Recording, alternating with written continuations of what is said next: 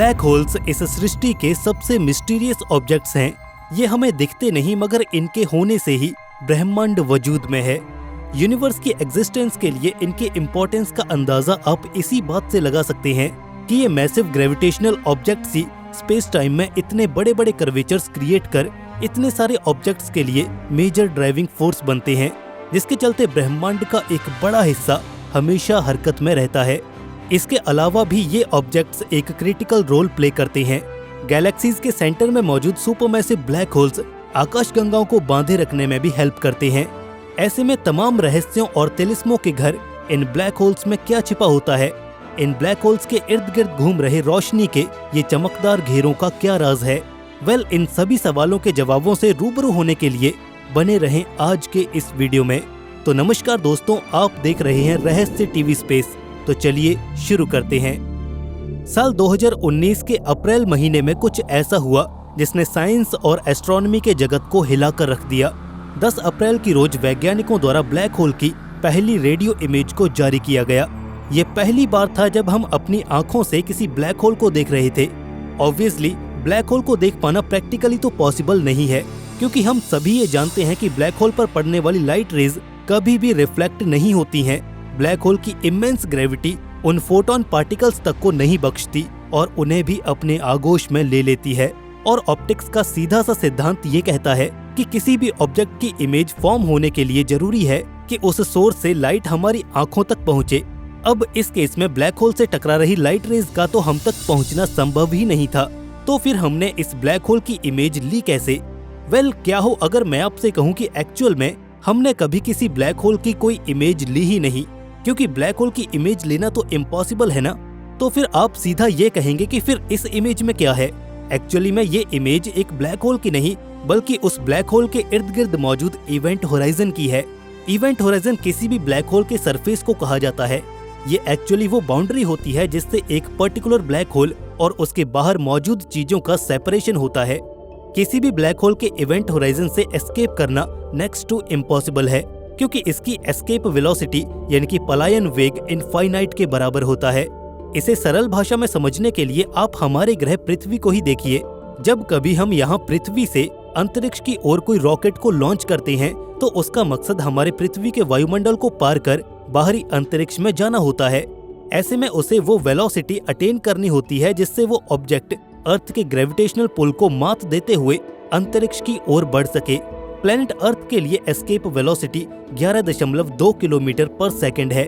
यानी अगर वो ऑब्जेक्ट एक सेकंड में 11.2 किलोमीटर की अपसाइड वेलोसिटी पर ट्रेवल करे तो वो अर्थ के ग्रेविटेशनल बाउंड को पीछे छोड़कर स्पेस में जा सकता है। बट जब बात एक ब्लैक होल की होती है तो ये केस काफी कॉम्प्लिकेटेड हो जाता है, क्योंकि ब्लैक होल्स एक मैसिव ग्रेविटेशनल इन्फ्लुएंस को पोजेस करने वाले ऑब्जेक्ट्स हैं, इसीलिए उन्हें छोड़कर अंतरिक्ष में जाना भी नामुमकिन है। लिहाजा ब्लैक होल के हर हिस्से पर ग्रेविटी का इन्फ्लुएंस एक जैसा नहीं होता। ब्लैक होल की सिंगुलैरिटी यानी कि उससे दूर जाने पर ग्रेविटी का इम्पैक्ट घटने लगता है। लिहाजा ये इसके इवेंट होराइजन पर मैक्सिमम होती है, जिसके चलते इसे एस्केप करना किसी भी ऑब्जेक्ट के लिए तो क्या 3 लाख किलोमीटर प्रति सेकंड की कौंधने वाली रोशनी के लिए भी असंभव है। खैर, यहाँ एक और सवाल हमारे आड़े आता है, और वो ये कि आखिर एक ब्लैक होल वास्तव में होता कैसा है? आखिर एक ब्लैक होल का मैकेनिज्म किस तरह काम करता है? These are pretty complex questions, जिनका जवाब देने के लिए हमें एस्ट्रोनॉमी और फिजिक्स के कुछ कोर कॉन्सेप्ट से वाकिफ होना पड़ेगा। एक लंबे वक्त तक वैज्ञानिकों को इस बात पर यकीन था कि ये ब्लैक होल्स अपने भीतर ली हुई गैलेक्सीज, स्टार्स और प्लैनेट से ही भरे पड़े होंगे, मगर हाल ही में हुई एक रिसर्च ने वैज्ञानिकों की इस सोच में तब्दीली लाई। इस खोज का परिणाम ये निकला कि एक ब्लैक होल के भीतर चार्ज्ड पार्टिकल्स, स्टार्स, प्लैनेट्स और डस्ट एक कंप्रेस्ड स्टेट में रुके रहने की बजाय कॉन्स्टेंटली मूव करते रहते हैं। अकॉर्डिंग टू साइंटिस्ट, एक ब्लैक होल के भीतर मौजूद स्पेस ऑर्डिनरी कॉस्मोस से काफी डिफरेंट होता है। ब्लैक होल के भीतर लग रहे एनॉर्मस अमाउंट ऑफ फोर्सेस के चलते स्पेस डीफॉर्म और स्ट्रेच होता रहता है। सोचिए, एक ब्लैक होल के भीतर पूरा का पूरा ब्रह्मांड बसा है। इस पर आगे रिसर्च करते हुए डॉक्टर निकोडेम पॉपल्स्की एक ब्लैक होल के इंटरनल स्ट्रक्चर और स्टैंडर्ड मॉडल ऑफ कॉस्मोलॉजी का एक कंपैरेटिव एनालिसिस करते हैं। According to standard model of cosmology, हमारे ब्रह्मांड की शुरुआत मैटर की एक कंसंट्रेशन में हुए एक भीषण विस्फोट के साथ हुई थी। ये वो पॉइंट है जहां हमारी फिजिक्स के लॉज काम करना बंद कर देते हैं, क्योंकि अल्टीमेटली यहीं से हर चीज की शुरुआत होती है। बट वैज्ञानिक इस बात को लेकर कश्मकश में फंसे थे कि आखिर इस इनफाइनाइट अमाउंट ऑफ एनर्जी का सृजन कहाँ से हुआ था। इस पर रिसर्चर डॉक्टर पॉपलस्की का ये मानना है कि ये सारा मैटर और एनर्जी एक ब्लैक होल से निकल कर आई। वैज्ञानिक ये मानते हैं कि हर एक ब्लैक होल के पास एक सिंगुलरिटी होती है, जहां उसमें एनगल्फ्ड हुआ सारा मैटर अपनी हाईएस्ट कंप्रेशन स्टेट में जाकर जमा होता है। वैज्ञानिकों ने अपनी इस परिकल्पना में ब्लैक होल के सेंटर में मौजूद एक पॉइंट ऑफ इनफाइनाइट डेंसिटी और ग्रेविटी को एक सीड यानी कि बीज से कंपेयर किया। ये सीड साइज में किसी नोन्ड पार्टिकल से कहीं ज्यादा छोटा होगा, बट ये स्टिल डिविजिबल होगा। इसका फर्दर ब्रेकडाउन करना मुमकिन होगा। ये सीड मैटर के एक्सेसिव कंप्रेशन पर बर्स्ट कर जाते हैं और ऐसे में इनमें भरा मैटर आउटर स्पेस में ड्रिफ्ट ऑफ हो जाता है और आगे चलकर इन्हीं मैटर पार्टिकल से स्टार्स, प्लैनेट्स और गैलेक्सीज फॉर्म अप हुई। अब ये मुमकिन है कि 13.8 बिलियन सालों पहले इस ब्रह्मांड का जन्म भी ऐसे ही एक सीड से हुआ हो, यानी कि हम फिलहाल एक ब्लैक होल के भीतर ही जी रहे हैं। इन अ बिगर पिक्चर हमारा पूरा यूनिवर्स ही एक ब्लैक होल में समाया हुआ है। ये माइंड बेंडिंग थ्योरी ब्रह्मांड को लेकर हमारी अब तक की पूरी समझ को सीधे तौर पर चैलेंज कर रही है। वैज्ञानिकों ने अपनी खोज में ये पाया कि इस ढंग से ब्लैक होल के भीतर जन्म लेने के बाद ब्रह्मांड का विकास हुआ और फिर उन्हें ब्लैक होल से बाहर आने का रास्ता दिख गया। ब्लैक होल के इस नवनिर्मित यूनिवर्स के बीच एक लिंक होता है जिसे वर्म होल्स तैयार करते हैं। इन वर्म होल्स के भीतर एक सिंगुलरिटी मौजूद होती है जिसमें मैटर सीड्स के रूप में बेहद हाई कंप्रेशन के साथ टाइटली पैक्ड होता है और जब ये सीड बर्स्ट करते हैं तो इस मैटर का संचार पूरे स्पेस में होता है और कुछ यूं ये नए यूनिवर्स जन्म लेते हैं। टेक्निकली इस बात को कम शब्दों में समझें तो एक ब्लैक होल अपने रिवर्सल यानी कि व्हाइट होल से जुड़े हुए होते हैं with the help of worm holes और यही white holes newly formed universe को स्पेस में रिलीज करते हैं। पॉपलस्की के अनुसार व्हाइट होल्स के भीतर मैटर का कांस्टेंट एक्सपेंशन चलता रहता है और वहीं on the other hand black holes में मैटर सीड्स फॉर्म अप होते रहते हैं जो कि फर्दर न्यू यूनिवर्स को जन्म देते जाते हैं। अपनी इस परिकल्पना के पक्ष में उन्होंने दोनों ही थ्योरेटिकल और एक्सपेरिमेंटल एविडेंसेस पेश किए। इस कड़ी में उन्होंने 2 प्लास्टिक बॉटल्स की मदद से यूनिवर्स के ओरिजिनेशन को प्रोजेक्ट किया। इसके अंतर्गत 2 बॉटल्स को एंड टू एंड जोड़कर black hole white hole connection को डिस्प्ले किया गया। ये ठीक वैसा ही था जैसे ब्लैक होल और व्हाइट होल्स के बीच एक वर्म होल कनेक्शन एस्टेब्लिश करता है और उससे होते हुए मैटर इधर से उधर मूव करता रहता है।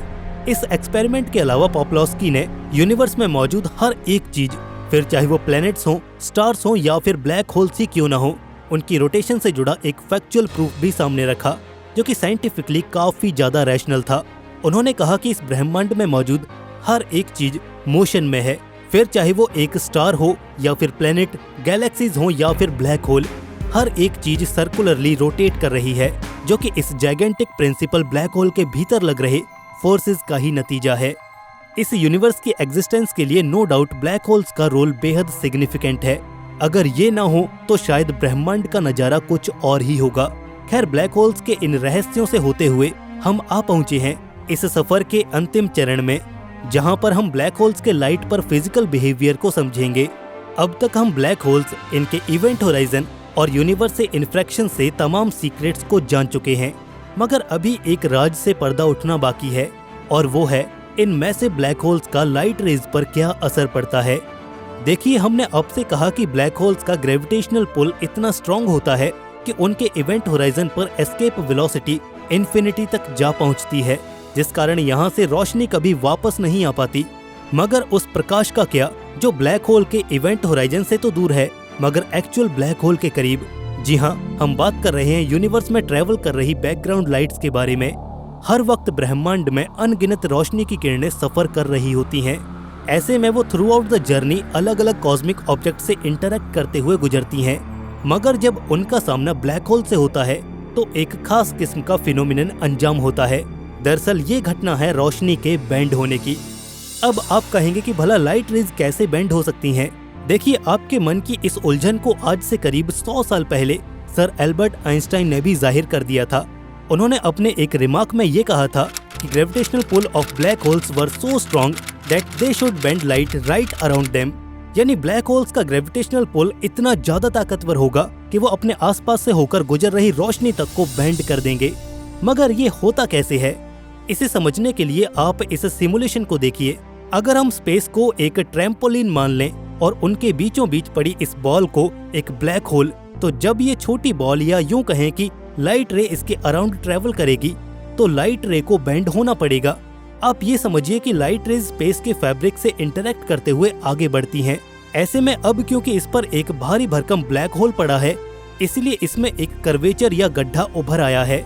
अब जब लाइट इसके नजदीक से होकर ट्रेवल करेगी तो लाइट को अपने लीनियर पाथ से भटककर कर्व्ड पाथ को फॉलो करना पड़ेगा।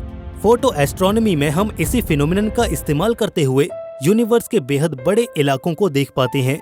क्योंकि जब लाइट बेंड होकर दूसरे रास्ते से गुजरती है तो वो हमारे लिए एक बेहद बड़े कॉस्मिक लेंस के रूप में काम करती है। वैज्ञानिक इसे ग्रेविटेशनल लेंसिंग कहते हैं। आमतौर पर इसके इस्तेमाल से एस्ट्रोनॉमिकल सर्वेज के दौरान देखे जा रहे गैलेक्सी क्लस्टर्स की रेंज इंक्रीज की जाती है और एक बेहद वाइड फ्रेम पर लाइट को कैप्चर किया जाता है और नतीजतन हमें ऐसी बेहद एपिक एस्ट्रोनॉमिकल इमेजेस हासिल होती हैं। तो दोस्तों, ये थी ब्लैक होल से जुड़ी एक खास पेशकश, जहां पर हमने इन ब्लैक होल्स और इनके इवेंट होराइजन को समझते हुए लेटेस्ट रिसर्चेज और स्टडीज को जाना। अगर आपको ये वीडियो पसंद आई तो इसे एक लाइक जरूर करें, साथ ही हमारे चैनल को सब्सक्राइब करके बेल नोटिफिकेशन भी जरूर इनेबल कर दें। धन्यवाद।